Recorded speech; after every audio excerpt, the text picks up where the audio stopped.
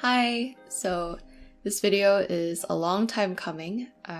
If you haven't seen this video of mine, I posted this 4 years ago when I was living in South Korea, and it continues to be my best performing video. Since I posted this vlog about my day in the life as a graphic designer in South Korea, I've received many questions on YouTube, Instagram, and also in person about what the entire experience was like, and questions about being a designer, what it's like to work in Korea. And finally, after 4 years, I decided it's time to gather all those questions into one video because, I think, again, I'm still receiving questions, and hopefully this helps people who are still interested in this topic. Here's a list of all of the questions that I commonly receive about that video and my work experience in general.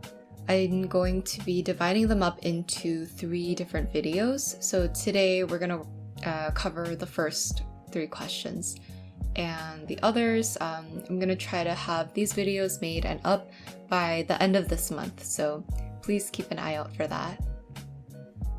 So let's just jump in and get started with these first 3 questions. I will put out kind of like a disclaimer. The information I'm sharing today was based on primarily my own experience and some research I did to prepare for this video. Please understand I'm not an expert on this topic or about the job market or hiring processes in Korea. I'm just trying to share what I went through and what I learned while I was looking for a job. And on top of that, this information is a bit outdated, but I think a lot of the things that I'm going to share are timeless and something I think are worth considering even now. And speaking of time, when I was initially looking for jobs in Korea, it was during the pre-pandemic time, so I don't really think that changes much, but that is something to note. Let's see. I have some notes on the side because there's a lot of information I want to make sure I share. So, my mic. Okay.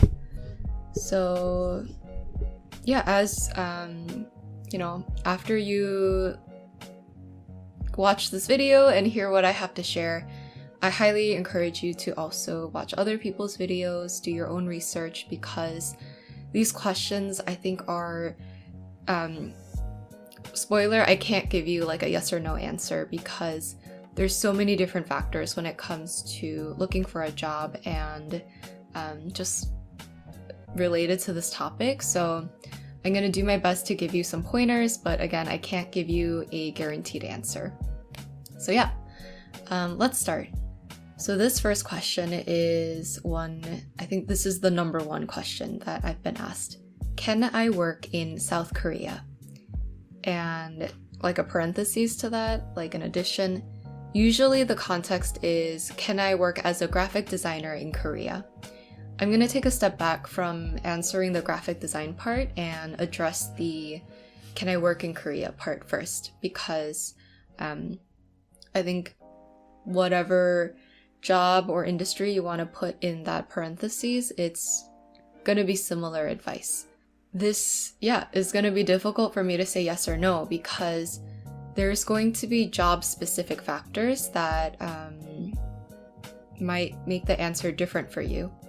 And what I mean by that is you will have to take in factors like visas, language requirements, skill requirements, and other things like certifications and things like that. I think also on top of that, something to consider is personal factors like pay, benefits, location, if you care about those things. And that's going to be, different for everybody.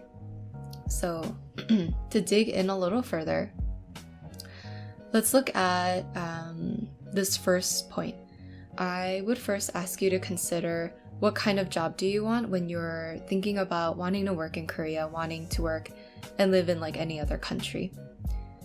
depending on the job, there's going to be a lot of different requirements that might be easier for you to prepare and work on in your home country before going to another country. So for example, when I'm applying for graphic design positions or design related positions, usually companies will ask for a related degree or related experience in the field that I'm looking to get into.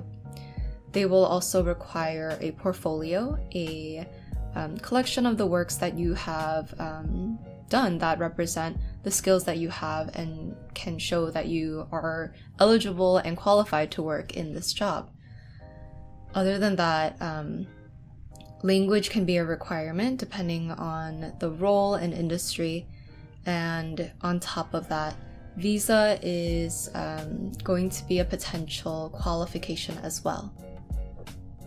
So visas, you're going to need a visa to work in Korea and like every other country. And depending on the job, a company may or may not offer a visa.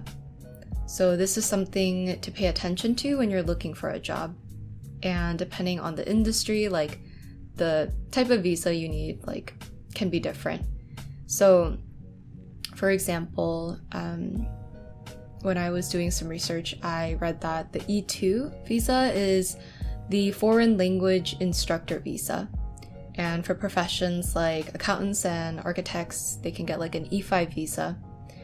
And I think when I first went to work in Korea, I was part of like this government-sponsored scholarship program that allowed English instructors like myself, who were either recent graduates or current university students, to come and teach in like the rural areas of Korea. And you would be placed in like this elementary school and help conduct like elective English classes.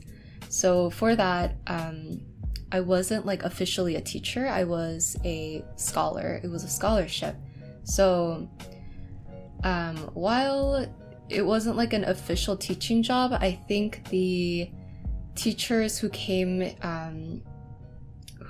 through this program were offered a type of E-level visa. And I can't say for sure because for myself, I did not need sponsorship. I was born and raised in Korea for a little bit. So, and then we immigrated, and this made me eligible for the F4 visa. And this is the overseas Korean visa, and it has like different like legal, I don't know, benefits and like different, it lets me like do different things that are not like available to like other visas and vice versa. So because I had this F4 visa, I did not need sponsorship to work for a specific company. So if and when I did move to another job, that was not something that had to be a concern, and I could more freely apply for jobs. Because visas are very specific to the industry or like the job you want, I highly recommend doing your own research on this and not just trusting me and what I say today. Because again, I did some research, but again, I'm not a pro and super like knowledgeable about this. Another popular question I get is, do I need to speak Korean to work in Korea? And I can't say yes or no. This is not always a requirement, and it can depend on the job. So my first job, again, when I was working as an English instructor, the principal actually asked me to not use Korean in front of the students, right? I'm an English instructor. I'm there to help them learn English. So he really wanted me to refrain from speaking Korean at all. But that being said, knowing Korean helped me a lot because so I have now I have pretty high fluency, but even then I was I grew up like speaking Korean with my parents and family, so I was rusty, but like I could understand like about like 90% spoken Korean and communicate like 70 to 80% of what I wanted to express. So even if my job did not require it, it helped me get along better with my coworkers, and it helped me when I needed to take care of things like my everyday data life. In my day-to-day life, so things like taking care of phone bills, going grocery shopping, ordering food at the restaurant, and reading signs like in public transportation, it definitely was a benefit. And I think, like moving to a new country, I think it helps to kind of break the ice with like new people you're meeting if you have some like phrases under your belt. So I don't think it hurts. I would definitely advocate for rather than not, because just make it easier on yourself. Yeah. But going back to like language as like a specific requirement, some jobs will require you to have a very specific language fluency. They might say, oh, we require applicants to be like professional fluency or, conversational fluency. But I don't think that's common. I think what's more common is to see, I'm just very burpy today. I don't know why. Okay, so it's going to be more common to see job postings that specify you have a specific TOPIK score. And if you're wondering what TOPIK is, it's the test of proficiency in Korean for non-native speakers. And this is like an official test, like run by the government, and the scores let you, I think, apply to university and obviously jobs. So some jobs, let me rephrase that. So definitely keep an eye out, like when you are searching for jobs, see if they have a hard language requirement. They might not, but again, I think it's definitely beneficial to have some Korean understanding before you go. I did not find any TOPIK score requirements for like creative or graphic design jobs, but I went out of my way to look for like roles that required this.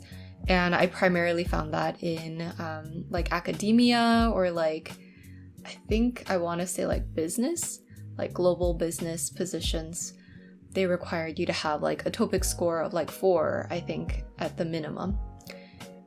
So in the vlog at the start of the video, I was actually working at like a entertainment / like media startup. And when I was applying, I was nervous because I was like thinking, okay, this is going to be a full Korean company. Like I'm going to have to really beef up my Korean, and it's going to be tough, but we'll get through it. It turns out that the CEO and CFO were foreigners, and they didn't really speak Korean. They spoke English, and then the other coworkers I had, they were all like either local Koreans, native Koreans who studied abroad for a bit, learned English, or they were like me, Koreans who grew up in like other countries, like other Korean Americans and Korean Canadians. So this company had like an environment where we can use both Korean and English, and that was really nice, because there were definitely moments where we couldn't find like the right words in one language, and we were able to find like a good middle ground. And it worked out fine. Like we were able to get our jobs done at the end of the day.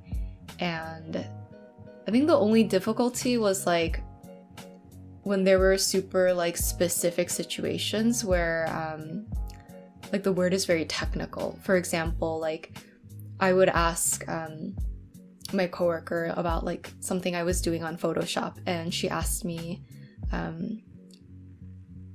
to like do something in Korean, and I was like, I don't know what you're talking about, because the words they use for certain like Photoshop functions would be different than English. And I was like, what do you mean? And then she kind of like mimed it to me, and then we figured out like through silly ways like that. But yeah, again, it all worked out. Okay, so the last question for this video: how do I find a job in Korea? And I want to add a preface. I should have added this in the disclaimers earlier, but when I was looking for jobs, I was mostly looking for like company jobs, things that you would find on job boards. And I don't really... Actually, no, you could find part-time jobs on job boards, I think. But I just wanted to give you like a context of my mindset when I was doing my job search, just in case that makes anything a little different if you're looking for a different kind of job. What I did was I mainly used job board sites, like, you know, sites like LinkedIn, where they have all the available jobs and all the requirements for those like positions. I asked my friends for some help in figuring out what like the popular job board sites were in Korea. So I have them on the screen now, and I'll also include them in the description below. And yeah, what I did was I would make an account, type in design, graphic design, and just go from there. Look at companies that seem interesting to you, and within like each job listing, you will see like everything I mentioned earlier. Things like brain fart. Things like qualifications, education, certifications, any extra documentations you might need to provide, or like supplemental resources like portfolios, language requirements, visa requirements if they have any, and yeah, just like information about the job and the company itself. So I'm trying to think about what else I can say about finding information about a job in Korea. Honestly, my knowledge ends here. This is how I looked for jobs when I was in America. I was on LinkedIn, Indeed, those kinds of like job board sites, just applying, working on my portfolio and trying to schedule interviews. So if you watching this video, I don't know why you're watching this video, you already know, but if you know like other methods for finding a job, let us know in the comments. You know, maybe we can help each other out. But yeah, I think a piece of general advice I want to end with is, as you're looking for a job, I don't know if you heard that. That was my cat. She's sleeping and made a loud noise right there. Okay. I think as you're looking for a job, just like in general, whether it be in another country or where you are right now, it's not easy. I know, especially this is 2025. Job market, looking for a job in America, it's not easy, and people are having not a fun time. But I think after working for 10 years now, I think being a working adult for 10 years, I think I would really highlight, think about what you want and go from there. It's really easy to be desperate and kind of go for like the first offer, maybe the first opportunity that presents itself to you. But I think it's really beneficial to clarify what you yourself are interested in. So I think a job is a job. It's a great way to make money, meet people, and do something that you might be passionate about, might care about. but other things are going to be an important factor. So things like where the job is located, how does that impact your commute time? How much money could you make? What are the benefits? I highly recommend, taking some time to think about how those benefits actually work for you, and if it is something that, if this job offers you what you are looking for. So yeah, I'm gonna end it there. Let's see. Okay, let's do kind of like a wrap up. These are the questions we covered today. This is like a lesson. This is what's coming up in the next video, and then this will be in the third video. All right, I will have those videos made and ready by the end of the month. And yeah, if you have any questions about anything I talked about today, or questions you don't see covered here, please leave them in the comments here. I don't check Instagram much, so definitely leave them here. So yeah, thanks for watching, and I'll see you next time. Bye!